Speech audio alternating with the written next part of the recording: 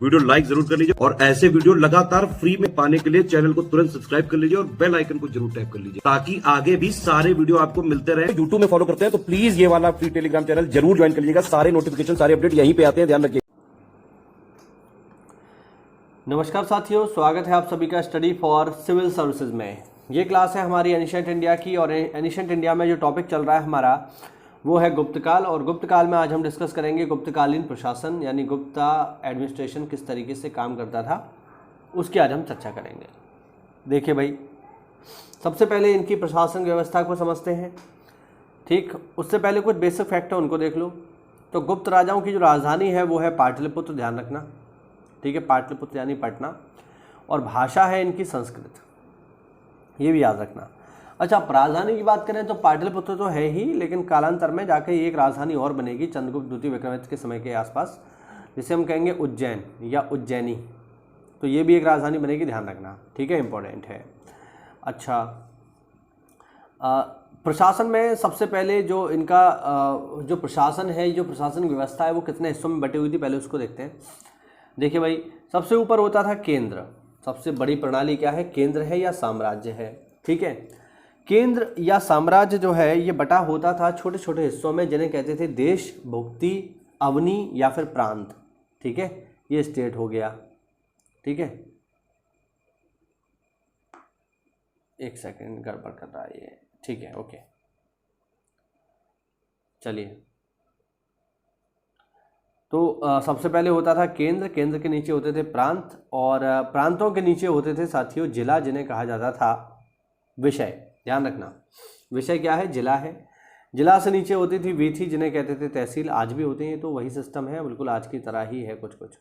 ठीक है, उसके नीचे होता था विषय। विषय को कहते मतलब विषय है जिला, जिला के नीचे होगा आपका तहसील यानी वीथी। ठीक है, वीथी हो गया। वीथी से नीचे और जाओगे तो आ गया पेठ। पेठ क्या होता था, पेठ होता था बहुत सारे गांव का समूह। ठीक है, हाँ, और इससे भी नीचे चले जाओगे तो आ जाएंगे गांव। इस तरीके से इनका प्रशासन था। यानी सबसे छोटी इकाई क्या है, सबसे छोटी इकाई है ग्राम। बहुत सारे ग्राम मिलकर बनाएंगे पेठ, बहुत सारे पेठ मिलकर बनाएंगे वीथी, वीथी से बनेगा जिला यानी विषय, विषय से बनेगा अवनी, भुक्ति या फिर प्रांत, और बहुत सारे प्रांत जब इकट्ठे होते हैं तो बनता है एक केंद्र या फिर साम्राज्य। इस तरीके से ये चला करता था। ठीक है, अच्छा, और अगर हम देखें तो यहाँ पर जो है और भी कुछ प्रशासन है, उसकी भी चर्चा करते हैं। चलिए, सबसे पहले देखेंगे ग्राम प्रशासन। ग्राम प्रशासन क्या है, ग्राम प्रशासन है बेसिकली गांव को जो हमें प्रशासित करना है उसके बारे में, है ना। तो गांव है, गांव छोटे स्तर पर कार्य कर रहे हैं, तो उनके लिए बेसिकली यहाँ पर ग्राम प्रशासन कार्य कर रहा है ना। ग्राम से बड़ा अगर प्रशासन हम देखेंगे तो वो होता था नगर प्रशासन। और नगर जो प्रशासन था ये नगर पालिकाओं के अधीन होता था, और नगर के प्रधान अधिकारी को कहा जाता था साथियों पुरपाल। नगर का सबसे प्रधान अधिकारी कहलाता था पुरपाल। ठीक है, न्याय प्रशासन की हम बात करें साथियों तो न्याय तो बहुत ही मतलब एक अलग ही स्थिति पे था गुप्त काल में। अगर हम न्याय की बात करें साथियों तो न्याय को अगर हम देखें तो न्याय को लेकर यहाँ पर जो सबसे महत्वपूर्ण चीज़ है वो है ये कि अलग अलग वर्गों के लिए न्याय की अलग अलग स्थिति थी, है ना। जैसे मैं आपको बता दूं, यहाँ की दंड व्यवस्था वर्ण पर आधारित थी।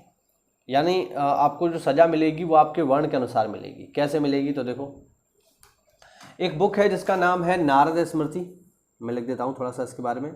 नारद स्मृति, नारद स्मृति में साफ साफ लिखा हुआ है कि चोरी करने पर ब्राह्मण का अपराध सबसे अधिक होगा तथा शूद्र का अपराध सबसे कम माना जाएगा। यानी एक ब्राह्मण चोरी करता है तो उसे बहुत ज़्यादा सजा मिलेगी क्योंकि वो समाज में ऊपर है रैंक पे, और शूद्र को चोरी की सबसे कम सजा मिलेगी, ध्यान रखना।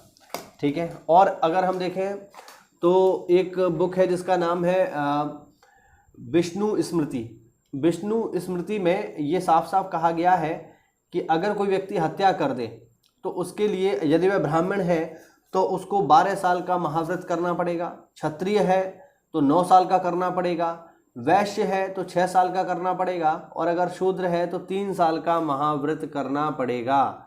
यानी अगर आप समाज में, आपका स्थान ऊपर है, आपका रैंक ऊपर है समाज में, ठीक है, तो फिर ऐसे में आपको मिलने वाली सजा भी ज़्यादा होगी, ये ध्यान रखना। यानी ब्राह्मणों के लिए सजा का यहाँ पर बहुत ही कठिन प्रावधान था, ठीक है। तो इस तरीके से यहाँ पर जो है बहुत सारे नियम कानून न्याय प्रशासन में चल रहे थे। सैन्य प्रशासन तो ये पूरा दिया ही हुआ है, इसको हम पढ़ेंगे ही, और भू प्रशासन की जानकारी नीचे दी हुई है, ठीक है। अच्छा, यहाँ पर कुछ जो है सामंत दिए गए, इनके नाम देख लो, जैसे मौखरी है, पारिव्राजक है, उत्तरगुप्त है, उच्चकल्प है, संकानिक है, वर्मन है और मैत्रक है। इनके बारे में हम आगे चर्चा करेंगे।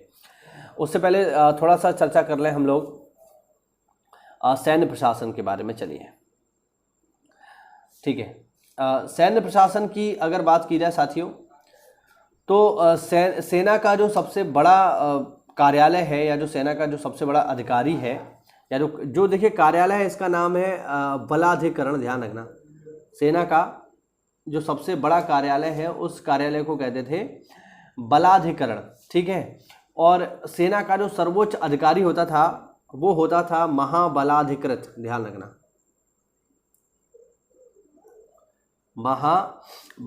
महाबलाधिकृत होता था सेना का सबसे बड़ा अधिकारी, ठीक है। और अगर हम देखें तो यहाँ पर एक महत्वपूर्ण व्यक्ति होता था जो हाथियों की सेना का प्रधान होता था, उसे बोलते थे महापीलुपति। पीलु जो है साथियों, ये हाथी का पर्यायवाची है, इसीलिए इसको महापीलुपति कहा गया है। ध्यान रखना, ये हाथियों का सबसे बड़ा, जो हाथियों की सेना होती थी उसका हेड होता था। घुड़सवारों की जो सेना का हेड होता था उसे बोलते थे भटा अश्वपति, ठीक है। इसमें लिखा नहीं है लेकिन मैं आपको बता देता हूँ। अच्छा, लिखा तो है, ये है भटा अश्वपति। ये घुड़सवारों की सेना का प्रमुख होता था, ठीक है। सेना के सामानों की व्यवस्था करने वाला अधिकारी होता था रण भांडागारिक, और चोरों को पकड़ने वाला सिपाही होता था चौरोरथ रणिक, ठीक है। चौरोरथ रणिक करके एक अधिकारी होता था, ये चोरों को यहाँ पर पकड़ने का कार्य किया करता था। तो ये हमने आज सामान्य चर्चा करी इसके प्रशासन के बारे में। अगली जो चर्चा होगी वो होगी भू राजस्व के बारे में। तो चलिए साथियों, मिलते हैं अगली क्लास में, तब तक के लिए जय हिंद, जय भारत, वंदे मातरम।